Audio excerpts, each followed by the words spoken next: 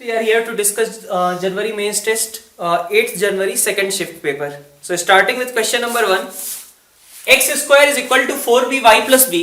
ये हमें इक्वेशन दी हुई थी और इसका करस्पॉन्डिंग डिफरेंशियल इक्वेशन फॉर्म करना है. तो यहाँ पे b देखो तो b पैरामीटर का काम कर रहा है और अपना काम क्या है कि b को एलिमिनेट करना है, डिफरेंशिएट कर दे. और सबसे पहली चीज ये ध्यान में रहनी चाहिए कि चूंकि एक ही पैरामीटर है इसलिए हमारा जो डिफरेंशियल इक्वेशन फॉर्म होगा उसका भी ऑर्डर क्या होना चाहिए, 1 होना चाहिए. तो अपन डिफरेंशिएट कर लेते हैं. 2x is equal to 4by dash. तो यहां से b की वैल्यू आ गई, b की वैल्यू यहां से आ गई कितनी, x बाई 2y डैश. ये b की वैल्यू हुई. b की ये वैल्यू ऊपर सब्स्टिट्यूट कर दो. x square is equal to 2x upon y dash, y plus b की जगह पे x अपॉन 2y डैश. अब इसको सिंप्लीफाई कर लिया, x x cancel, x y dash is equal to 2 times y और y plus x upon 2y dash. ठीक है, तो x y डैश का होल स्क्वायर हो जाएगा इज इक्वल टू 2 टाइम्स यहां पे 2y y डैश और एक अगर हम कहें तो 2 भी कैंसिल आउट हो गया, 2y y dash plus x. तो इस तरीके से अपन देख सकते हैं कि हमारा जो फर्स्ट ऑप्शन है x इंटू वाई डैश का whole square is equal to x plus 2y y dash, यही करेक्ट होगा. देखें तो हमारे पास एक इंटीग्रेशन दिया हुआ है, ऑफ कोर्स इसका इंटीग्रेशन कर पाना पॉसिबल नहीं है. अब इसीलिए क्वेश्चन में भी देखो तो जो ऑप्शंस है वो किस फॉर्म में है, एस्टिमेशन के. तो एस्टिमेशन करना है, सिंपल सी बात करते हैं अपन सबसे पहले कि ये वैल्यू, ये ओवरऑल जो इंटीग्रेशन के अंदर टर्म लिख रखी है इसकी सबसे बड़ी वैल्यू और सबसे छोटी वैल्यू वो क्या होगी उसके करस्पॉन्डिंग इंटीग्रेट करके देख लेते हैं. अगर उससे अपने ऑप्शंस बन जाते हैं तो सबसे अच्छी बात है. तो सबसे पहले हमने इस फंक्शन को देखा 2x cube minus 9x square plus 12x plus 4. ये अपनी सबसे बड़ी वैल्यू क्या लेगा, सबसे छोटी वैल्यू क्या लेगा, जबकि x अपना कहां से कहां तक वेरी कर रहा है, 1 से 2 के बीच. तो इसको मैंने अगर f माना तो f डैश कहूं क्या लिखा जाएगा, 6x square minus 18x plus 12. इसका मतलब यहां पे देख सकते हो 6 into x minus 1 x minus 2. तो 1 और 2 ही इसके क्रिटिकल पॉइंट्स है जहां पे मिनिमा या मैक्सिमा बनेगा. तो 1 पे अगर देखें तो f एट 1, इसकी बात केवल कर रहा हूं केवल डिनोमिनेटर की. तो ये 1 पे कितनी वैल्यू ले रहा है, तो 12 4 16 टू 18, 18 माइनस 9 9, तो अंडर रूट 9 दैट मीन्स 3. और f एट 2 की बात करें तो f एट 2 कितना हो जाएगा, 2 इंटू 8 16 हो गया, 16 माइनस 36 माइनस 20 और प्लस यहां से 24 और 24 और 4 28. तो अपने पास यहां से 8 आ गया. f2 कितना आ रहा है, अंडर रूट 8 आ रहा है. तो देख सकते हो इंटीग्रेशन के अंदर जो टर्म लिखी गई है 1 से 2 की बात करूं तो ये सबसे छोटी वैल्यू कितना रहा है, रूट 8. तो रूट 8 के करस्पॉन्डिंग जो इंटीग्रेशन होगा मतलब 1 अपॉन रूट 8, ठीक है, और एक आएगा 1 अपॉन 3 के करस्पॉन्डिंग. तो 1 अपॉन रूट 8 के करस्पॉन्डिंग अपने को सबसे बड़ी वैल्यू मिलेगी, 1/3 के करस्पॉन्डिंग अपने को सबसे छोटी वैल्यू मिलेगी. तो देख सकते हो सबसे छोटी वैल्यू कितनी हो गई, यहां पे 1/3 और सबसे बड़ी वैल्यू हो गई 1/√8. चूंकि हमें स्क्वायर पे कमेंट करना है तो अपना आंसर क्या होगा, 1/9 से 1/8. So our answer should be 4. 53 में हमारे पास एक मैट्रिक्स दी गई है और इसके इनवर्स को रिप्रेजेंट करना है in terms of a and i. तो ये स्टैंडर्ड क्वेश्चन हो गया कैले हैमिल्टन थ्योरम का. क्या यूज करेंगे, determinant of a minus lambda i is equal to 0. ये अपना कैरेक्टरिस्टिक इक्वेशन बनाता है. तो यहां पे देख सकते हो कि determinant of a minus lambda i की बात करूं तो a माइनस लेमडा i पहले क्या लिखा जाएगा, 2 माइनस लेमडा, यहां 2 ही रहेगा, 9 एज इट इज, और यहां पे 4 माइनस लेमडा. अगर इसके डिटर्मिनेंट को देखें a माइनस लेमडा i का डिटर्मिनेंट, तो lambda minus 4 lambda minus 2, lambda square minus 6 lambda plus 8 और माइनस करना पड़ेगा 18. So it is lambda square minus 6 lambda minus 10 is equal to 0. ऐसा हो गया अपने पास कैरेक्टरिस्टिक इक्वेशन कह लो. ठीक है, इसको मैट्रिक्स के टर्म्स में लिखोगे तो क्या हो जाएगा, a square minus 6a minus 10i is equal to 0. अब देखो तुम्हें a इनवर्स रिप्रेजेंट करना है तो क्या करें, a इनवर्स से मल्टीप्लाई कर लेते हैं. a इनवर्स से अगर हम मल्टीप्लाई करते हैं तो देखो यहां पे 10 a इनवर्स आ भी जा रहा है जो कि क्वेश्चन में पूछा गया है. तो a इनवर्स से मल्टीप्लाई किया तो ये कितना बन गया, a minus 6i minus 10 a inverse is equal to 0. तो यहां से देख सकते हो 10 a इनवर्स की वैल्यू कितनी आ गई, a minus 6i. That means our option first will be correct. Question number 54 में यहां पे हमें एक मीन और वेरिएंस दे रखा है 20 ऑब्जर्वेशंस का और कहा गया है कि दिस इज 10 एंड 4। तो सबसे पहले तो अपन मीन के बारे में बात करते हैं। मीन के लिए अगर देखें तो पहले क्या था, मीन 10 था, मतलब जो 20 ऑब्जर्वेशंस रहे होंगे उनका सम कितना रहा होगा उस समय 200। अब देखो क्या चेंज आया, एक ऑब्जर्वेशन जिसको 9 रीड किया गया था वो एक्चुअली 11 थी।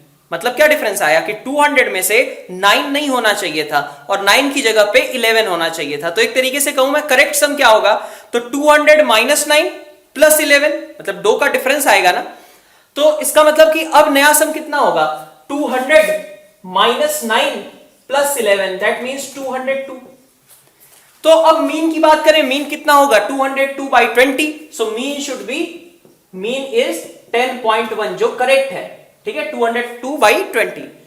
वेरिएंस की बात करें तो वेरिएंस में क्या है, वेरिएंस के लिए अगर देखें तो समेशन x, इसको मैं ओल्ड कह देता हूं जो पुराने ऑब्जर्वेशंस थे, बाई n, n तो कितना है 20 है, माइनस x बार इज 10, उसका स्क्वायर, ये कितना आता है, तो पहले वेरिएंस था 4, तो 100 प्लस 4, तो 104 इंटू 20। तो मैं कहूं कि पुराने जो हमारे ऑब्जर्वेशंस थे उनके स्क्वायर्स का सम कितना था, 2080 था। अब क्या चेंज आया, 2080 की जगह पे क्या हुआ, 2080 में एक 9 का स्क्वायर रहा होगा, जिसका मतलब 81 नहीं होना चाहिए था। 81 की जगह क्या होना चाहिए था, 121 होना चाहिए था, 11 का स्क्वायर।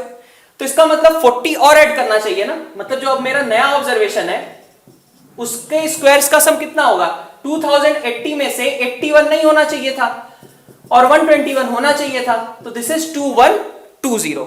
तो अब अपने लिए क्या आएगा, अगर हम नया निकालना चाहें वेरिएंस, तो इससे निकलेगा summation x new square upon n minus this x bar जो करेक्ट है अपना उसका स्क्वायर।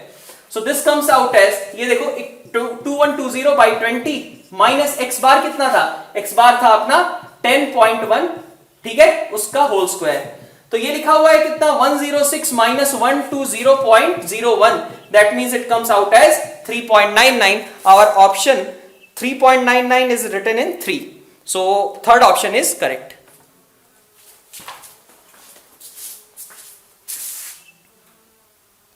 ए और बी दो इवेंट्स हैं और कहा गया exactly one of them occurs, इसकी प्रोबेबिलिटी कितनी है 2/5, और ए और बी अकर्स, इसकी प्रोबेबिलिटी 1/2। तो बहुत सिंपल सा क्वेश्चन है। ये कहा गया तुम्हारे पास एक तरीके से सेट के अकॉर्डिंग अगर बनाए, मान लो ये ए को रिप्रेजेंट कर रहा है, ये इवेंट बी को रिप्रेजेंट कर रहा है, तो एक तरीके से ही कहा गया है कि x और y only one of them अगर कहें हम, तो ये x, इसको मान लो y, और दोनों जब अगर होते हैं तो उसको अपन z से रिप्रेजेंट कर दे रहे हैं। तो यही दिया गया ना कि बस x प्लस y की वैल्यू कितनी है, x प्लस y हमें क्वेश्चन में दे दिया गया कि probability that a exactly one of them occurs 2/5, और दूसरी चीज कही गई a और b अकर्स, तो उसमें तो हमारे पास x plus y plus z तीनों ही आ जाएगा, तो इसकी वैल्यू कितनी हो जाएगी, हाफ।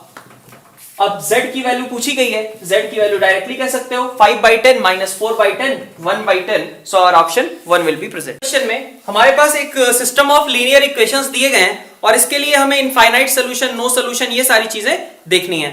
तो अगर मान लो कि हमारे पास सिस्टम में इनफाइनाइट सॉल्यूशंस या नो सॉल्यूशंस होते हैं तो क्या करना पड़ता है, हमारे पास जो सबसे पहले क्रैमर्स रूल के अकॉर्डिंग अगर जाएं तो जो d बनता है डेल्टा, उसकी वैल्यू कितनी आनी चाहिए, 0 आनी चाहिए। तो सबसे पहली चीज तो यही हो गई कि नो सॉल्यूशन या इनफाइनाइट सॉल्यूशन का केस कब बनेगा, जबकि डेल्टा 0 हो। तो अपन डेल्टा लिखते हैं, डेल्टा की वैल्यू कितनी आएगी, तो सबसे पहले क्या है लेमडा 2, फिर इसके बाद है 2 लेमडा 3 5 और नेक्स्ट लिखा हुआ है 4 लेमडा 6, ठीक है। अब ये चीज 0 जब होगी तभी नो सॉल्यूशन और इनफाइनाइट सॉल्यूशन का केस चेक करना है, अदरवाइज तो हमेशा यूनिक सॉल्यूशन एग्जिस्ट करेगा। तो अब इसको अपन एक्सपेंड करते हैं और इसका एक्सपेंशन मैं डायरेक्टली लिख रहा हूं यहां पे, minus lambda square minus 6 lambda plus 16 is equal to 0। तो अब यहां से देखो lambda square plus 6 lambda minus 16 is equal to 0, यही चीज लिखी गई है, जिसके दो फैक्टर्स क्या होंगे, लेमडा प्लस 8 और लेमडा माइनस 2। तो हमें -8 और 2 के बारे में सोचने की जरूरत है, बाकी हमेशा तो यूनिक सॉल्यूशन आएगा। अब फर्स्ट ऑप्शन की बात करें तो फर्स्ट ऑप्शन क्या लिखा गया, no solution when lambda is equal to 8। तो ऐसा नहीं है, क्योंकि अगर हम 8 रखें तो डेल्टा देख रहे हो, डेल्टा नॉन जीरो रहेगा और इसका मतलब क्या हुआ कि यूनिक सोल्यूशन आना चाहिए। सेकेंड ऑप्शन की बात करें, unique solution when lambda is equal to -8, तो ये नहीं हो सकता क्योंकि लैम्डा इक्वल टू -8 के लिए डेल्टा कितना आया है, 0 आया है, तो इसका मतलब या तो नो सोल्यूशन होगा या तो इनफाइनाइट सोल्यूशन होगा, यूनिक नहीं हो सकता।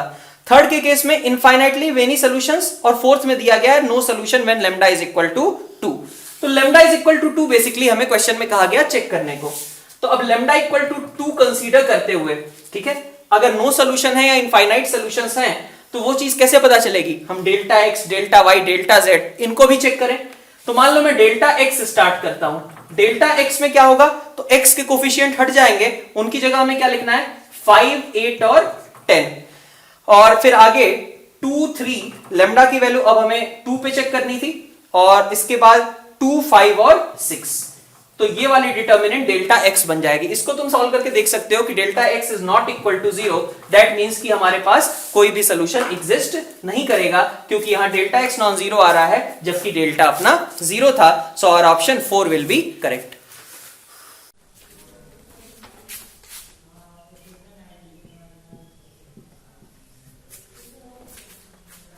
नेक्स्ट क्वेश्चन नंबर 57 में देखो, तो यहां पे हमारे पास area of region find out करना है। बहुत ही सिंपल सा क्वेश्चन है कि X square is less than और equal to Y and Y is less than और इक्वल टू 3 माइनस 2x। तो अपन देखिए सबसे पहले रीजन कौन सा काउंट होगा, तो एक ग्राफ बनाया हमने y is equal to x square का, y is equal to x square का ग्राफ कुछ इस तरीके का, और 3 माइनस 2x कुछ इस तरीके का ग्राफ आ जाएगा। तो 3 माइनस 2x और ये था y is equal to x square, इनके सबसे पहले हमें point of intersection find out करने चाहिए। So X square is equal to 3 minus 2x, that means X square plus 2x minus 3 is equal to 0। यहां से दो फैक्टर्स आ गए, एक आ गया -1 और एक x plus 3 into x minus 1, सो -3 और 1। तो अपन कह सकते हैं कि ये वाला पॉइंट कहां आया होगा, 1 पे, और ये कह सकते हैं कि कहां पे आया है, -3 पे। 3 माइनस 2x से हमें नीचे चाहिए और एक्स स्क्वायर के ऊपर, मतलब कि ये वाले रीजन को काउंट करना है। तो अपन अपर कर्व थ्रू आउट क्या रहने वाला है, 3 माइनस 2x, लोअर कर्व क्या है, एक्स स्क्वायर dx, कहां से कहां तक, -3 से 1 तक। तो देख सकते हो 3x minus x square minus x cube by 3 from -3 to 1, ये अपन रख देते हैं। This way we get the answer 32/3, so our option 1 will be correct. Simple question है बाइनोमियल एक्सप्रेशन से रिलेटेड। देख सकते हो कि x प्लस एक्स माइनस ऐसा लिखा हुआ है, इसमें इसको सपोज x को मैं अल्फा मान लेता हूं और under root x square minus 1 को बीटा, तो ये लिखा हुआ है कुछ alpha plus beta raise to power 6 प्लस alpha minus beta raise to power 6। तो यहां से रिजल्ट क्या आता है, 2 टाइम्स, ठीक है, 6c0 alpha raise to power 6 plus 6c2 alpha raise to power 4 beta square plus 6c4 alpha raise to power 2 beta raise to power 4 plus 6c6 alpha raise to power 0 beta raise to power 6, यही आता है। अपन लिख लेते हैं कि अपना alpha beta क्या था, 6c0 विच इज 1 एनीवे, और अल्फा था अपना x, सो x की power 6 plus 6c2 alpha 4, so x की पावर 4, बीटा का स्क्वायर मतलब x square minus 1 plus 6c4 alpha square मतलब x स्क्वायर, बीटा की पावर 4 कितना हो जाएगा, x स्क्वायर माइनस 1 का whole square plus 6c6 alpha की पावर 0 मतलब x की पावर 0 1 हो गई, और इधर से आ जाएगा x square minus 1 raise to power 3। तो अब हमें किसके किसके कोफिशिएंट्स निकालने को बोले गए थे, एक था x की पावर 4, अल्फा बीटा चूंकि कहा गया है, मैं अल्फा बीटा की जगह इसको ए बी मान लो, जो भी। अब देखो आगे क्या कहा गया कि हमें x की पावर 4 का कोफिशिएंट चाहिए और x क्यूब का कोफिशिएंट चाहिए। तो x4 का कोफिशिएंट कहां कहां बनता हुआ दिख रहा है, इसमें तो कोई x4 है नहीं, यहां पे एक x4 है, कहां पे, 6c2 इंटू -1। फिर आगे x4 कहां बनेगा, ठीक है, x4 के कोफिशिएंट्स अगर मैं लिखूं तो 2 बाहर में है, यहां पे कितना आया, -6c2, फिर प्लस देखें इधर कितना है, तो इधर देखो 6c4, एक्स स्क्वायर यहां पे है, तो अंदर से क्या चाहिए, एक्स स्क्वायर चाहिए। अब एक्स स्क्वायर के लिए क्या आएगा, 6c4, और यहां से माइनस का, यहां पे देख सकते हो x4 minus 2x square plus 1, यही चीज लिखी हुई है ना, तो -2, ये काम कर रहा आपने, प्लस इधर देखें तो 6c6, इसके एक्सपेंशन करोगे तो क्या बनेगा, x की पावर 6 आएगा, -1 आएगा, माइनस एक टर्म होगी 3x की पावर 4 और प्लस होगा 3x स्क्वायर, तो माइनस का 3x की पावर 4, ये अपने काम का हुआ। तो क्या कर रहे हैं अपन, सभी में से x की पावर 4 के टर्म्स कंबाइन कर रहे हैं। अब इसको तुम सिंप्लीफाई करके देख सकते हो, this comes out as -96। Similarly x cube के लिए देखें तो x क्यूब में क्या क्या होगा, तो x क्यूब में देख सकते हो इससे कोई कंट्रीब्यूशन नहीं है, यहां से भी कोई कंट्रीब्यूशन नहीं है, कहां पे टर्म आएगी, यहां x स्क्वायर था तो इसको अंदर से क्या चाहिए, x चाहिए। अब इसका एक्सपेंशन करो, कोई भी टर्म नहीं है। फिर यहां पे देखें तो यहां पे हमारे पास फिर से 6c6 into X square minus 1 का होल क्यूब, तो हमें एक्स स्क्वायर का कोफिशिएंट चाहिए, सॉरी, तो एक्स स्क्वायर का कोफिशिएंट चाहिए। यहां पे काम का नहीं है, यहां भी काम का नहीं है, यहां पे अपने पास एक्स स्क्वायर है, एक साथ में 1 लिखा हुआ है, तो 2 टाइम्स देख सकते हैं अपन 6c4 आएगा। ठीक है, 6c4 एक्स स्क्वायर, अंदर से क्या चाहिए, कांस्टेंट टर्म, इसके एक्सपेंशन में कांस्टेंट टर्म कितनी आएगी 1, प्लस 6c6, इसके एक्सपेंशन में हमारा एक्स स्क्वायर का कोफिशिएंट कितना आएगा, तो x की पावर 6 आना है, -1 आना है, -3x4 आना था और प्लस का आना था 3x स्क्वायर। ठीक है, तो इस तरीके से अपना बीटा जो है वो कितना आ जाता है 36, और अपने पास जो आंसर होगा that will be 4, alpha minus beta is equal to -132।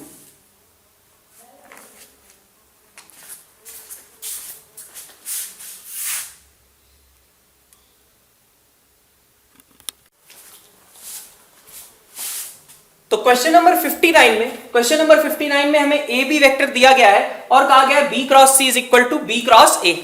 तो सबसे पहले अपन इस पे फोकस करते हैं, क्या लिखा हुआ है, ये लिखा हुआ है B cross C minus A is equal to 0। So B कितना हो गया, अगर मैं कहूं कि सी माइनस ए और बी कैसे होंगे, आपस में पैरेलल होंगे, तो अपन ऐसा लिख लेते हैं C minus A is equal to lambda B, क्योंकि सी माइनस ए और बी आपस में पैरेलल थे। नेक्स्ट कहा गया कि सी डॉट ए कितना है, 0 है, तो सी को मान लिया मैंने ए प्लस लेमडा बी और उसका डॉट प्रोडक्ट ए के साथ लिया, तो कितना आना चाहिए 0। A plus lambda B dot A is equal to 0, तो ए डॉट ए मतलब मॉड ए का स्क्वायर, मॉड ए का स्क्वायर यहां से देख सकते हो कितना आने वाला है 4 + 1 + 1, so it is 6, plus lambda B dot A की बात करूं तो 1 × 1 2 हो गया, सॉरी 1 × 1 + 1 × 1 2 हो गया और +2 4 हो गया, इज इक्वल टू कितना 0। लेमडा की वैल्यू कितनी आ गई -3/2।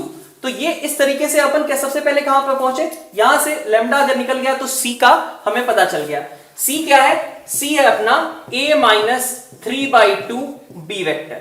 अब हमें निकालना क्या है क्वेश्चन में, सी डॉट बी निकालना है, तो सी डॉट बी लिखा जा सकता है a डॉट बी - 3/2 मॉड बी का स्क्वायर। तो अब ए डॉट ए और बी पता ही है, अपन डायरेक्टली डॉट प्रोडक्ट्स निकाल सकते हैं, यहां से अपने पास आंसर आ जाता है -½ और ऑप्शन 3 शुड बी करेक्ट। इस क्वेश्चन में देखें तो हमारे पास इस तरीके की इक्वेशन दी हुई है और हमें ये पता करना है कि x की कितनी वैल्यूज एग्जिस्ट करेंगी इस इक्वेशन को सेटिस्फाई करने वाले। तो सबसे पहले तो ये देख लेते हैं कि भाई 3 की पावर x बार-बार लिखा जा रहा है, बार-बार लिखने की जगह उसको t मान लेते हैं। ठीक है, तो 3 x = t। अब जैसे ही हमने कोई नया वेरिएबल एज्यूम किया तो हमें उसकी रेंज भी लिखनी पड़ेगी। अब समझ सकते हो कि t की वैल्यू हमेशा कैसी होगी, पॉजिटिव ही होगी, है ना। तो आगे क्वेश्चन क्या बना कि भाई t × t - 1 + 2 is equal to mod of t - 1 plus mod of t - 2। इसके लिए हमें ऐसे t चाहिए, कैसे होने चाहिए वो t, पॉजिटिव होने चाहिए। तो ग्राफ बना के देख लेते हैं, भाई हमें इक्वेशन सॉल्व करने की जरूरत तो है नहीं, अपन को बस इतना निकालना है कि कितने t एग्जिस्ट करेंगे। तो अब देखो t × t - 1 + 2, है ना। तो इसके लिए अगर हम देखें तो इसका वर्टेक्स कहां पे आएगा, हाफ पे आएगा, मिनिमम वैल्यू कितनी हो जाएगी इस क्वाड्रेटिक की 7/4। ठीक है, तो चूंकि हमें पॉजिटिव साइड में ही बनाना है तो अपन इस तरीके के कुछ बना लेते हैं, है ना। मिनिमम वैल्यू इसकी कितनी आ रही है 7/4 और t - 1 + t - 2 मॉड का एडिशन, तो क्रिटिकल पॉइंट्स कहां पे आए, एक 1 पे आ गया, एक 2 पे आ गया। ठीक है, अच्छा 1 या 2 पे देखोगे इसकी वैल्यू कितनी है, 1 रखो, यहाँ पे 0 आ गया, यहाँ पे 1 आ गया, 2 रखो तो भी 1 आ गया। तो इसका मतलब कि ये इस तरीके का होगा कुछ, ये मिनिमम वैल्यू इसकी 1 आ रही होगी यहाँ पे, और इसके बाद ये ग्राफ इस तरीके का बन रहा होगा, है ना। तो कितने पॉइंट पे इंटरसेक्ट कर रहा है, इधर भी इंटरसेक्शन हो रहा होगा, बट उस पार्ट का कोई मतलब ही नहीं है। क्यों, क्योंकि हमें सिर्फ t की पॉजिटिव वैल्यूज लेनी है, तो एक ही पॉइंट ऑफ इंटरसेक्शन केवल अपने पास एग्जिस्ट करेगा, और इसलिए हम कह सकते हैं कि 3 raised to power x की अगर मैं बात करूं तो यहाँ पे कोई एक पर्टिकुलर t1 सपोज एग्जिस्ट करेगा, 3x इज t1 और इसलिए x की एक ही वैल्यू एग्जिस्ट करेगी। तो आंसर क्या होगा कि ऐसा सिंगलटन सेट केवल एग्जिस्ट करेगा, option 3 will be correct. 61th question में यहाँ पे AP का 10th टर्म दिया हुआ है 1/20 और 20th टर्म दिया हुआ है 1/10 और हमें सिंपल सम फाइंड आउट करना है। तो बहुत सिंपल सा क्वेश्चन है, फर्स्ट टर्म A माना और कॉमन डिफरेंस D, तो A प्लस 90 की वैल्यू दी हुई है 1/20 और सिमिलरली A प्लस 19D की वैल्यू कितनी दी गई है 1/10, डिफरेंस लिया 10D is equal to 1/20, so D is equal to 1/200। D को अपन 1/200 रख देते हैं तो A भी कितना आ जाएगा 1/200। तो A और D किस तरीके से वैल्यूज आ गई। अब हमें पूछा गया है sum of its first 200 terms, तो सिंपल सा है S is equal to n/2, 200 terms की बात की गई है, और into 2A plus n-1, n-1 कितना हो गया 199 और इंटू D, तो D कितना है 1/200, सो इट इज 100, यहां पे कितना आ गया 201/200, सो it is 100.5, so answer should B first.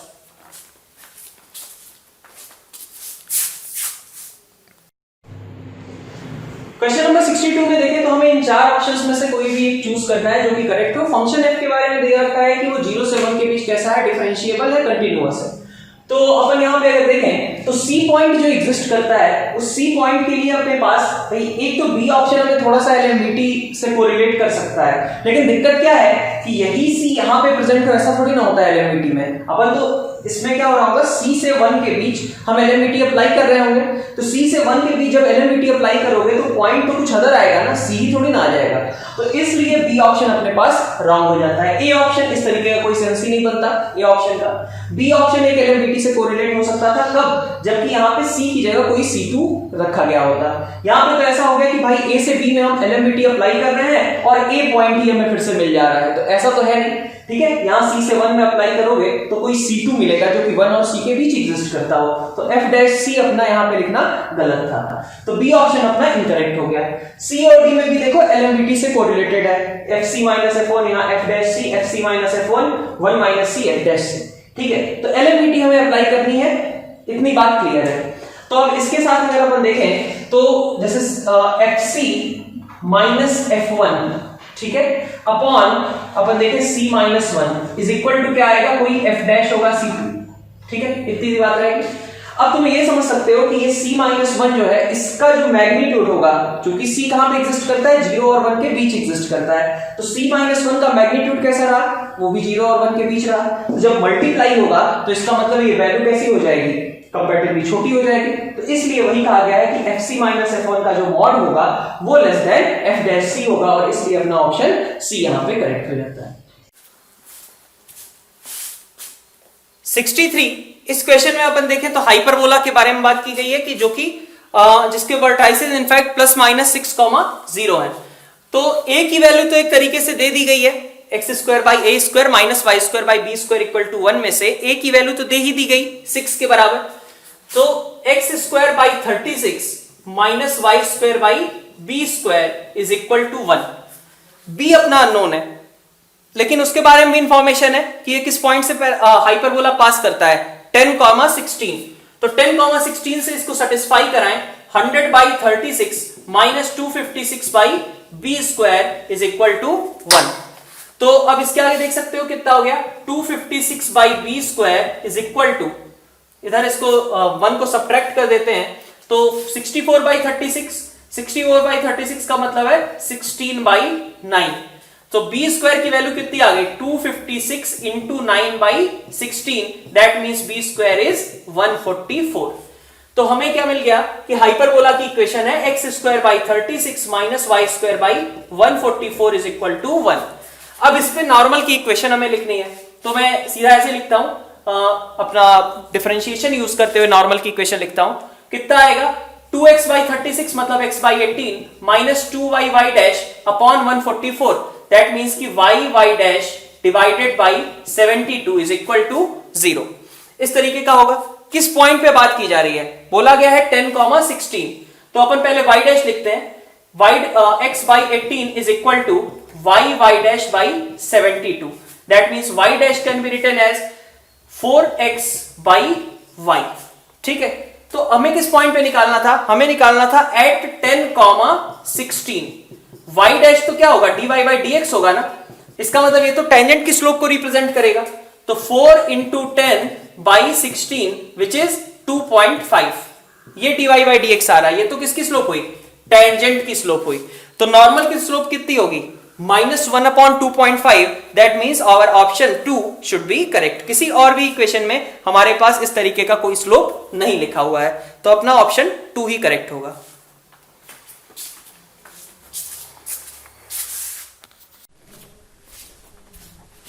Sixty fourth question में यहां पे एक लिमिट का क्वेश्चन दिया हुआ है 0 से x t sin 10t divided by x. तो अपन क्या करेंगे? x के रिस्पेक्ट में इसको ऊपर नीचे डिफरेंशिएट कर लेते हैं, LH रूल अपना अप्लाई करते हैं. तो कितना आएगा? x मतलब लिमिट में लिख देता हूं, लिमिट x टेंड्स टू 0. क्या आएगा? न्यूटन लेबनीज लगेगा. x का डिफरेंशिएशन 1 और x यहां पे सब्स्टिट्यूट किया, x sin 10x divided by x dx. dx भी हट गया, sorry, x sin 10x by x. तो बचा क्या हमारे पास? sin 10x ही बचा ना. जबकि x टेंड्स टू 0 है, तो इसका मतलब ये भी कितना हो जाएगा? 0. और इसलिए अपना ऑप्शन 3 विल बी करेक्ट.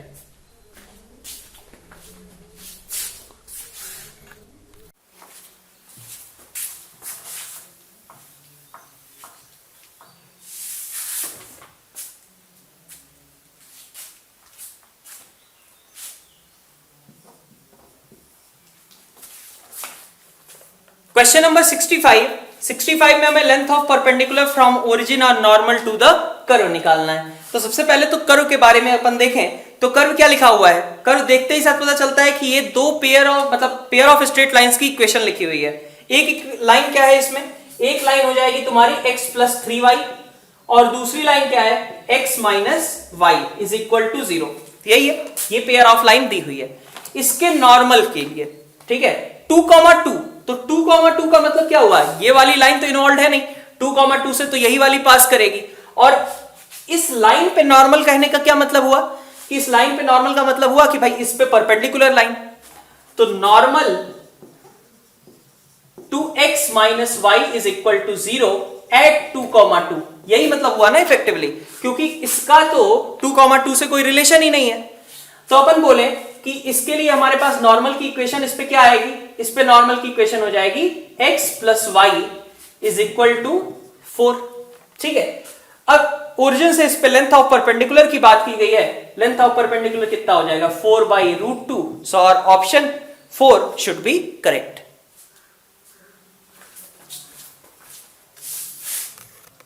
इस क्वेश्चन में हमें टोटोलॉजी निकालना है कि कौन सा इसमें से टोटोलॉजी को रिप्रेजेंट करता है. टोटोलॉजी का मतलब क्या होता है? यूनिवर्सल सेट से उसको कोरिलेट कर सकते हैं अगर सेट थ्योरी के नोटेशन के फॉर्म में रिप्रेजेंट करें. तो सबसे पहले तो इस इंप्लाइज दैट वगैरह को हटाते हैं. इंप्लाइज दैट को हटा करके अपन जैसे कहते थे ना कि P इंप्लाइज Q का मतलब क्या होता है? इसका मतलब होता है this is equivalent to in fact negation P और Q का यूनियन. यही होता है, नेगेशन P और Q का यूनियन. तो अपन अगर इस केस में देखें, ठीक है, तो हमें क्या करना होगा? इसका इक्विवेलेंट अगर लिखना चाहें इस फॉर्म में तो क्या करना था? पहले वाले के आगे नेगेशन लगाओ, दूसरा वाला एज इट इज रखो और दोनों के बीच में यूनियन. तो पहले वाले का नेगेशन, ठीक है, इस पार्ट को अपन ए पार्ट को देख रहे हैं. तो यहां पे देखो, पहले वाले का नेगेशन मतलब क्या रहा? P union negation Q. और दूसरे वाले को एज इट इज रखना था. तो यहां पे आ गया P इंटरसेक्शन Q. और दोनों का हमें क्या करना है? बीच में यूनियन लेना है. तो अगर इसको हम सेट थ्योरी के नोटेशन में देखें, ठीक है, इस तरीके से कुछ, ये P और Q सेट्स हो गए, है ना. ये मान लो P था, ये Q था, ये 1 इसको बोल दिया, 2 इसको बोल दिया, 3 इस रीजन को बोल दिया 4. तो P और नेगेशन Q, P का मतलब क्या है? 1 2. नेगेशन Q का मतलब क्या है? 1 4. तो इन दोनों का यूनियन कितना हो गया? 1 2 4. और इसका यूनियन किसके साथ लेना है? P इंटरसेक्शन Q के साथ, 2 के साथ. तो ये तो कितना कवर करेगा? 1 2 4 केवल कवर करेगा. इसका मतलब ये यूनिवर्सल सेट नहीं आया. यूनिवर्सल सेट नहीं आया इसका मतलब टोटोलॉजी नहीं है. फिर बी ऑप्शन की बात करते हैं. बी ऑप्शन में हमारे पास क्या गिवन है? इसका निगेशन करोगे तो क्या बनेगा? P union negation Q. और दूसरे वाले को एज इट इज रखा, P यूनियन Q. और दोनों को अब हमें देखना है.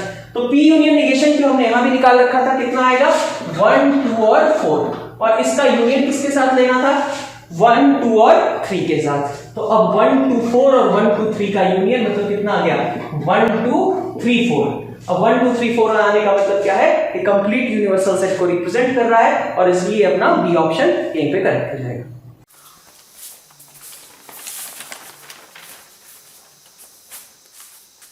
क्वेश्चन नंबर 67, fx एक फंक्शन दिया हुआ है, इंटीजर पार्ट भी इन्वॉल्व है, और कहा गया है कि इसकी रेंज बतानी है। डोमेन देखें तो डोमेन क्या है? 1 से 3 ओपन इंटरवल।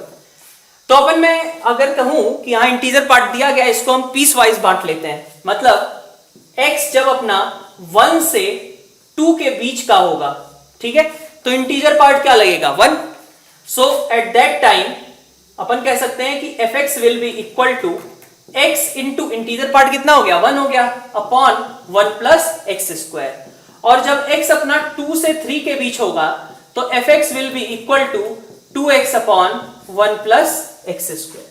ठीक, अब क्वेश्चन कैसा हो गया कि इस फंक्शन की बात करनी है इस इंटरवल के लिए, ये separate question. 2x upon 1 plus x square की बात करनी है 2 से 3 के इंटरवल के लिए, ये सेपरेट क्वेश्चन, और दोनों का यूनियन कर लेना है। तो fx की अगर हम बात करें, सबसे पहले मान लो इसी फंक्शन की, तो x upon 1 plus x square कैसा फंक्शन होगा? 1 से 2 के बीच में। चाहो तो डिफरेंशिएट करके भी देख सकते हो, और वैसे भी ये फंक्शन कैसा हो जाएगा? डिक्रीजिंग।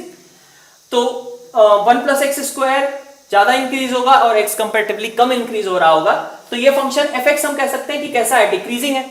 अगर fx डिक्रीजिंग फंक्शन है, ठीक है, तो अपनी मैक्सिमम वैल्यू कब बनाएगा? जब मैं 1 रखूंगा, ठीक है। तो f एट 1 एक तरीके से प्लस कह लो, कितना आएगा? लगभग कुछ 1/2 के अप्रॉक्स आएगा। और f एट 2 की बात करूं तो f एट 2 माइनस इनफैक्ट कैसा हो जाएगा? 2/5 के अप्रॉक्स। तो पहले वाली डेफिनेशन से हम कह सकते हैं कि रेंज कैसा रहा होगा? 1/2 भी नॉट इंक्लूडेड, 2/5 भी नॉट इंक्लूडेड। अब दूसरे वाले फंक्शन पे आते हैं। भाई ये डिक्रीजिंग है तो ये भी कैसा होगा? डिक्रीजिंग होगा। 2 का मल्टीप्लीकेशन करने से केवल ग्राफ शिफ्ट हो जाएगा, इंक्रीजिंग डिक्रीजिंग का नेचर तो चेंज होगा नहीं। तो अब इसके लिए देखें हम, ये भी डिक्रीजिंग है तो अपनी मैक्सिमम वैल्यू कब बनाएगा? 2 पे वैल्यू कितनी होगी? 2 इंटू 2 4 और अपॉन 5। और मिनिमम वैल्यू कब बनाएगा? 3 के लगभग, तो 2 इंटू 3 6 और डिवाइडेड बाई अपन कहें यहां पे मैंने उल्टा लिख दिया है, 2/5 पहले 1/2 बाद में। 3 पे बात करें तो 3 इंटू 2 6 अपॉन 10, तो ये अपने पास कितना आया? 3/5 मिनिमम, 4/5 मैक्सिमम। 3/5 नॉट इंक्लूडेड था, 2 को इंक्लूड करना था, इसलिए 4/5 इंक्लूडेड। अब अपन ऑप्शन देखें अगर 67 के, तो हमारे पास जो सेकंड ऑप्शन है वो करेक्ट आ जाएगा।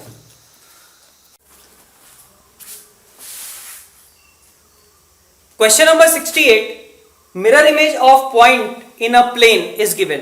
ठीक है, तो हमें उस प्लेन पे लाई करने वाले अदर पॉइंट्स के बारे में बताना है। तो अपन देखें, अगर इस तरीके का डायग्राम होगा कुछ कि ये मान लो प्लेन है और इस पे पॉइंट दिया गया है, एक पॉइंट 1 2 3 प्लेन पे नहीं लाई कर रहा है, और इसकी मिरर इमेज जब हमने निकाली, ये सपोज ऑब्जेक्ट है, तो इसकी इमेज क्या आ रही है? इमेज आ रही है -7/3, -4/3 और -1/3। ठीक है, तो अपन कह सकते हैं क्या, इन दोनों का जो मिड पॉइंट होगा वो प्लेन पे लाई करेगा। इस पॉइंट को मैंने m से रिप्रेजेंट किया, और इस पॉइंट के कोऑर्डिनेट्स अगर मैं लिखना चाहूं तो क्या होंगे? 1 और यहां पे हमारा -7/3, तो -4, यहां पे मिड पॉइंट निकालो, -2/3, 2 -4/3, तो 2 और -4/3 का मतलब कितना हो गया? -1/3। ठीक है, 2 -4/3, तो अपने पास ये आ जाएगा 1/3, और 3 और -1/3 का मिड पॉइंट, तो अपने पास कितना आ जाना चाहिए? इन दोनों का सम हो गया 8/3, सो मिड पॉइंट में 4/3 आ जाएगा। ये हमारे पास m के कोऑर्डिनेट्स आ गए। अब अगर अपन कहें कि इस प्लेन की इक्वेशन हमें मिल जाए तो बाकी हम पॉइंट्स निकाल लेंगे। तो प्लेन की इक्वेशन के लिए क्या चाहिए था? प्लेन पे एक पॉइंट, वो अपने को मिल गया, और क्या चाहिए? इसका नॉर्मल, प्लेन का नॉर्मल वेक्टर। तो नॉर्मल तो देख ही सकते हैं ना, OI की जो डायरेक्शन है वही तो नॉर्मल बनाएगी, और OI की अगर हम डायरेक्शन रेशियोज कहें, डायरेक्शन रेशियोज ऑफ OI, तो क्या लिख सकते हैं अपन? 1 7/3, 10/3 हो गया ज्वाइनिंग वेक्टर के लिए, 2 और -4/3, दैट मींस 10/3 हो गया OI वेक्टर। में, और यहां पे कितना आ जाएगा 10/3। तो देख सकते हो डायरेक्शन रेशियो क्या है 1 1 1। ठीक है, किस पॉइंट से प्लेन पास कर रहा था, इस पॉइंट से। तो लाइन की इक्वेशन में क्या लिखते हैं अपन, मतलब प्लेन की इक्वेशन कैसे लिखेंगे, a into x minus x1, b into y minus y1, c into z minus z1 is equal to 0। ठीक है, तो डायरेक्शन रेशियो 1 x माइनस 2/3, तो ये प्लस 2/3 हो गया, 1 y माइनस 1/3 और 1 z minus 4/3 is equal to 0। यहां से देख सकते हैं कि x plus y plus z की वैल्यू कितनी आ गई, 2/3 और माइनस 5/3, तो यहां पे 1 हो गया। तो ऐसा XYZ का ट्रिपलेट जिसका सम 1 हो, वही रिक्वायर्ड है, और इसलिए अपना आंसर क्या होना चाहिए, थर्ड।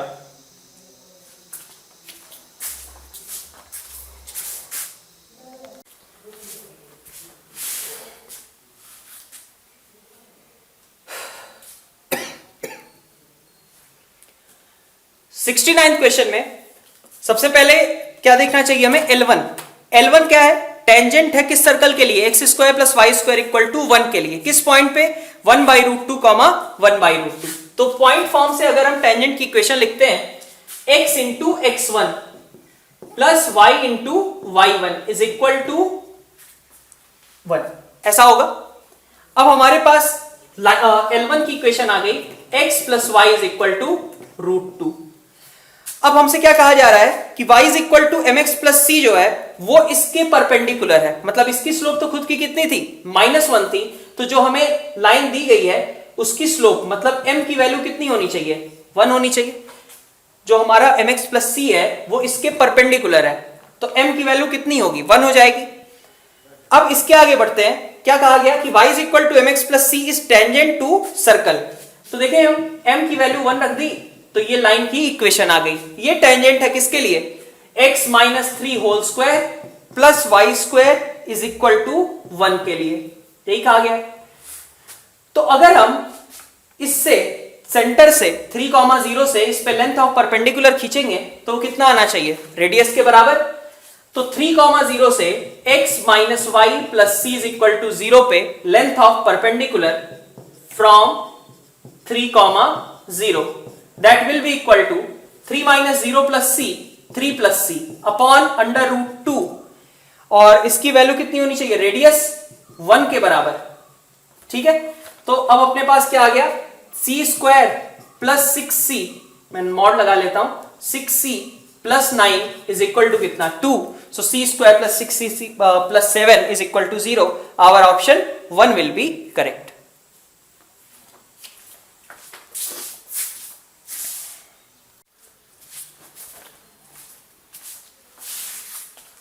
क्वेश्चन नंबर 70 में हमारे पास अल्फा एक दिया हुआ, उस अल्फा को देख के पता चलता है क्या लिखा हुआ है, वो ओमेगा लिखा हुआ है। तो हमें क्या करना था, a की वैल्यू लिखनी थी। a क्या था, 1 प्लस अल्फा, अल्फा की जगह मैं ओमेगा लिख रहा हूं, और summation over omega raise to power 2k, k belongs to 0 से लेकर के 100, ये दिया हुआ है। तो ये तो क्या लिखा हुआ है, इसको अगर मैं देखूं, ओमेगा की power 0 plus omega square up to omega 200। तो इसका मतलब कि ये एक जीपी लिखी हुई थी, इस जीपी का सम निकालना है मुझे। तो 1 plus omega as it is, इस जीपी का सम। फर्स्ट टर्म की बात करूं तो फर्स्ट टर्म ओमेगा की पावर 0 से बनेगा 1, a into 1 minus common ratio कितना है, ओमेगा स्क्वायर। कितने टर्म्स हैं 0 से लेके 100 तक, 101 divided by 1 minus common ratio omega square, ये चीज लिखी हुई थी। तो अब देखो इसको सिंप्लीफाई करके 1 प्लस ओमेगा, यहां था 1 minus omega raise to power 202, जिसमें से ओमेगा की पावर 201 की बात करूं तो वो तो 1 ही हुआ, into omega divided by 1 minus omega square, it will be equal to 1। तो इस तरीके से a की वैल्यू हमारे पास आ गई 1 के बराबर। b दिया हुआ है हमारे पास ओमेगा की power 3k, omega raise to power 3k, और k बिलोंग्स टू 0 से लेकर के 100। तो ये ओमेगा की पावर 3k का मतलब क्या हुआ, omega cube raise to power k, that means ये हमेशा क्या लिखा हुआ है, 1 लिखा हुआ है। 1 कितनी बार लिखा हुआ है, 0 से 100, मतलब 101 टाइम्स। तो एक रूट हो गया 1, दूसरा रूट हो गया 101। तो अगर हम कहें इक्वेशन क्या होगी, इक्वेशन हो जाएगी sum of roots 102, product of roots 101। So our answer 2 will be correct.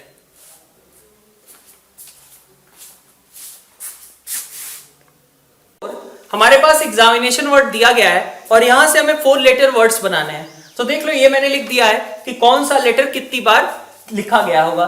E1 है, X1 है, T एक बार यूज किया गया है, O1 बार, और इसके बाद N2, A2 और I2। तो अब इनसे हमें 4 लेटर वर्ड्स बनाने हैं। तो 4 लेटर वर्ड्स बनाने के लिए क्या क्या तरीके हो सकते हैं? नोट्स के जैसा ही क्वेश्चन है। एक पहला केस लिया, टू अलाइक, दो एक तरीके के और बाकी दो एक तरीके के। तो सबसे पहले मैं क्या करूंगा, मेरे पास दो अलाइक चीजें इन्हीं तीनों की प्रेजेंट है ना, Na और I की। तो इन 3 कैटेगरीज में से मैं कोई 2 कैटेगरीज चूज करूंगा। तो 3C2, ठीक है। सपोज मैंने डिसाइड किया कि 2 N यूज करने हैं और 2 A यूज करने हैं।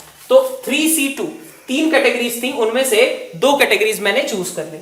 और इनटू, अब मेरे पास सपोज 2 N और 2 A आ गए, उससे कितने अरेंजमेंट्स कर सकता हूं? तो 4 factorial by 2 factorial, 2 factorial.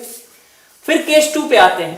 Case 2 में अपन ये कर सकते थे कि 2 अलाइक और 2 डिफरेंट, ऐसे हो, ठीक है। मान लो 2 N ले लिए जाए और उसके अलावा एक A एक T, ऐसा कुछ हो। तो 2 अलाइक सबसे पहले चूज करने पड़ेंगे। तो 2 अलाइक मतलब इन तीनों में से कोई एक कैटेगरी चूज करनी होगी, 3C1। अब इसके बाद जो बाकी चीजें बची हुई, कितनी कैटेगरीज थी अपने पास? अपने पास थे 5 और 3 8 कैटेगरीज, जिसमें से एक कैटेगरी यूज हो चुकी है, बाकी 7 कैटेगरीज बची हुई हैं। 7 में से कोई भी 2 चूज कर लो, 7C2। अब मान लो तुमने ये डिसाइड कर लिया कि तुम 2 N एक A और एक T यूज करने वाले हो, तो कितने परमुटेशंस बनेंगे? 4 फैक्टोरियल, बाकी जो 2 अलाइक हैं वो डिनोमिनेटर में आ जाएंगे। केस 3, ठीक है, 2 अलाइक 2 अलाइक 2 अलाइक 2 डिफरेंट, उसके बाद ऑल डिफरेंट, ठीक है, सभी डिस्टिंक्ट हो। मान लो मैं ऐसा कहता हूं एक I एक N एक O एक M, इनसे बनाना है मुझे। तो ओवरऑल मेरे पास कितनी कैटेगरीज थी? 8 कैटेगरीज थी। 8 कैटेगरीज में से मैं कोई भी 4 कैटेगरीज चूज कर लूंगा और उन चारों कैटेगरी के मतलब मान लो N A O T, इनसे कितने अरेंजमेंट्स बना सकते हो? तो 4 फैक्टोरियल, कोई रिपीटिशन नहीं है। तो अपने पास टोटल केसेस कितने हो जाएंगे? इन सभी का एडिशन, और अकॉर्डिंगली अपन इन सबको ऐड करके आंसर मार्क कर सकते हैं। 72।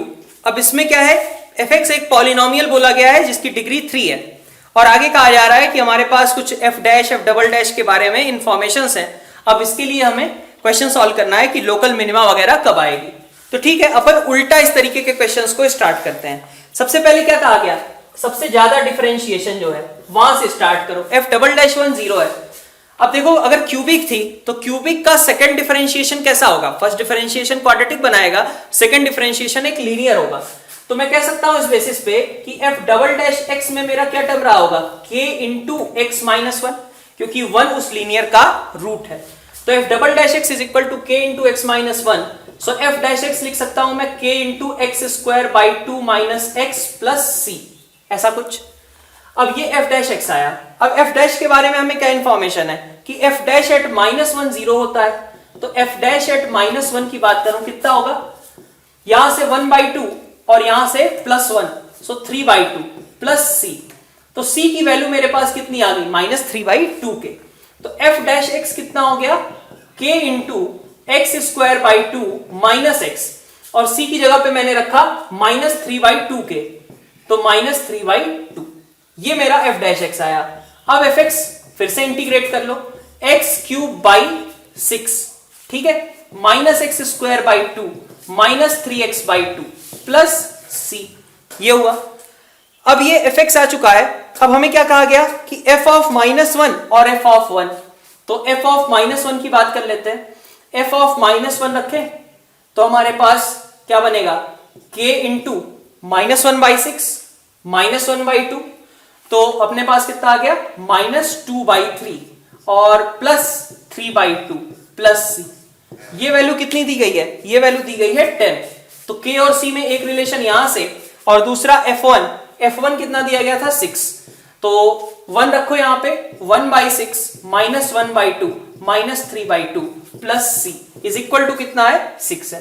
तो यहां से k और c निकाल सकते हैं। k और c निकल गया तो मेरा एक तरीके से कह लूं मैं, तो ये f डैश x ये आ गया। f डैश x में एनीवे हमें जरूरत वैसे भी किस चीज की थी? X square -2x -3। तो ये तो और भी इजीली क्वेश्चन सॉल्व किया जा सकता है। इस तरीके से हम fx हम निकाल तो सकते हैं, लेकिन क्वेश्चन सॉल्व करने के लिए तो यही सफिशिएंट है, क्योंकि हमारा जो fx आएगा ठीक है, एफ डैश एक्स जो है उसके दो फैक्टर्स हैं। फैक्टर्स क्या है, k/2 बाहर कर लो तो x माइनस 3, ठीक है, और इंटू x प्लस 1। ठीक, तो अब हमारे पास इसका मतलब कि एक तो हमारा f डैश एट -10 होना ही था, और उसके अलावा दूसरा क्या आ गया कि x इज इक्वल टू 3। तो अपना आंसर यहां से अपन बोल सकते हैं कि x इक्वल टू 3 पे हमारे पास दूसरा क्रिटिकल पॉइंट आना चाहिए। क्वेश्चन में अब सबसे पहले जो इंफॉर्मेशन दी गई है अल्फा और बीटा के बारे में, और उनसे हमें tan अल्फा प्लस 2 बीटा निकालना है। तो सबसे पहला जो इक्वेशन है उसको अगर लिखें तो √2 sin alpha upon √1 plus cos 2 alpha, तो उसको मैं लिख सकता हूं √2 मॉड ऑफ cos अल्फा। सही है, मॉड नहीं छूटना चाहिए, अंडर रूट का आउटकम मॉड के साथ आता है, इज इक्वल टू कितना 1/7। अब चूंकि अल्फा हमारा कैसा है, फर्स्ट क्वाड्रेंट का है, तो मैं मॉड चाहूं तो हटा सकता हूं, तो tan अल्फा की वैल्यू मेरे पास आ गई 1/7। नेक्स्ट इंफॉर्मेशन बीटा के बारे में, 1 माइनस cos 2 बीटा मतलब 2 sin स्क्वायर बीटा बाई 2 मतलब sin बीटा। यहां पे कितना हो गया, sin स्क्वायर बीटा का अंडर रूट लिया तो sin बीटा। यहां पे भी मॉड नहीं लिखा है मैंने क्योंकि फर्स्ट क्वाड्रेंट में है बीटा, इज इक्वल टू कितना आ गया 1/√10। तो sin बीटा 1/√10 है, तो tan बीटा कितना होगा, ट्रायंगल से निकाल सकते हो 1/3। ठीक है, तो sin बीटा और tan बीटा ये दोनों मतलब tan अल्फा और tan बीटा आ गए। हमें निकालना क्या था, tan अल्फा प्लस 2 बीटा। तो tan 2 बीटा की रिक्वायरमेंट आएगी, tan 2 beta is equal to 2 tan beta upon 1 minus tan square beta. So 2/3/8/9, तो ये कितना हो गया 3/4 हो गया। tan alpha plus 2 beta is equal to tan alpha plus tan 2 beta divided by 1 minus 1/7 into 3/4। ऊपर से भी 25/28, नीचे से भी 25/28, so answer should be 1। Question में हमारे पास एक पैराबोला और एक लाइन, उनके पॉइंट ऑफ इंटरसेक्शन की सबसे पहले बात की गई है, अदर देन ओरिजिन। तो पहले P पॉइंट निकालने के लिए mx और ये y² इक्वल टू x, इनको साइमल्टेनियसली सॉल्व करता हूं। तो y की वैल्यू यहां रख दी, m² x² is equal to x, that means कि m² x is equal to कितना हो गया 1 हो गया। अपन x को 0 नहीं कंसीडर कर रहे हैं क्योंकि ओरिजिन के बारे में सोचना ही नहीं था, तो x is equal to 1/m²। तो हमारे पास ये जो पॉइंट था ये कितना आया 1/m², 1/m, ये तो P पॉइंट आया। अब क्या आगे क्या कहा गया है कि P पॉइंट पे हमें एक टेंजेंट खींचनी है। तो सबसे पहले मैं y² इक्वल टू x पे मैं अगर देखूं कि इस पे dy/dx कितना आएगा, तो 2y dash is equal to 1, y dash is equal to 1/2, y की वैल्यू डाल दी 1/m, so it will be m/2। Equation क्या लिखेंगे, y minus 1/m is equal to m/2 x minus कौन सा पॉइंट था 1/m², ये हमारे पास आ गया। अब हमसे कहा जा रहा है कि this line intersects x axis at point q। तो x एक्सिस को जिस पॉइंट पे इंटरसेक्ट करेगा उस पॉइंट को निकालने के लिए q, ठीक है, q की कैलकुलेशन कैसे करें। तो q के लिए हमने क्या किया कि y को 0 रख दिया भाई x एक्सिस मतलब y इक्वल टू 0। तो -1/m इंटू मैं कह सकता हूं 2/m is equal to x minus 1/m²। So -2/m² plus 1/m², x is equal to -1/m²। तो ओरिजिन O था, P पॉइंट हमें पता है, Q पॉइंट आ गया -1/m², 0। तो एरिया निकालो, एरिया के लिए क्या आएगा हाफ, ठीक है। Origin P point 1/m², 1/m1 और Q पॉइंट -1/m², 0, 1, ठीक है, इज इक्वल टू कितना आना चाहिए, ये वैल्यू दी गई है हमारे पास क्वेश्चन में 4 के बराबर।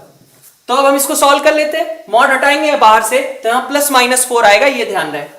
तो अपना जो डिटर्मिनेंट है, ठीक है, डिटर्मिनेंट की वैल्यू जो हमारे पास ओवरऑल सॉल्व होकर आती है 1/2 1/m³। मॉड बाहर का हटाया तो इधर कितना आ गया +-4 आ गया। तो अब इस तरीके से हमारे पास m³ की वैल्यू कितनी आ जाएगी 1/8, so m should be equal to 0.5, ठीक है। तो 0.5 इस क्वेश्चन के लिए अपना आंसर होना चाहिए। 75 हमारे पास इस तरीके का एक समेशन था जिसको फाइंड आउट करना है। अब सबसे पहले तो हमें जनरल टर्म दे ही दी गई है तो अपना क्वेश्चन आसान हो गया। और जनरल टर्म में भी देखो मैक्सिमम पावर जो प्रेजेंट होगी वो कितनी आएगी n³ आएगी। तो 1/4 मैंने बाहर लिया, समेशन ओवर कितना हो जाएगा n इंटू, इसको मैं कहूं मल्टीप्लाई करके, तो 2n square plus 3n plus 1, so it is 1/4 summation over 2n cube plus 3n square plus n, ऐसा कुछ है। तो 1/4 मैं अलग कर लेता हूं, 2n क्यूब का समेशन, तो 2 तो एज इट इज रहने वाला है, समेशन ओवर n क्यूब कितना लगेगा, n स्क्वायर n प्लस 1 का होल स्क्वायर बाई 4, तो ऐसा लिख दिया मैंने। और फिर आगे 3 into summation over n square, summation over n square, that means n plus 1 2n plus 1 by 6, और प्लस साथ में क्या आ जाएगा एक summation over n, that means n plus 1 by 2। अब n की वैल्यू अब हमें क्या रखनी थी, n की वैल्यू रखनी थी 7, तो सिंपल सा क्वेश्चन है 1/4, यहां पे n की वैल्यू 7 रख दो, 7 स्क्वायर इंटू 8 स्क्वायर मतलब 56 का स्क्वायर हो गया 3136 डिवाइडेड बाई 2, प्लस यहां पे नीचे 2 आएगा, और आगे देखें 7 इंटू 8 इंटू 15, तो 7 इंटू 8 56, 56 इंटू 15 और डिवाइडेड बाई 2, तो मतलब अपन 840 लिख लेते हैं, प्लस ऊपर 7 इंटू 8 बाई 2 28, ये हमारे पास एक्सप्रेशन आ गया। अब इसको तुम देख लो 1/4, इसका समझ आता है कुछ 2016, so our answer should be 504।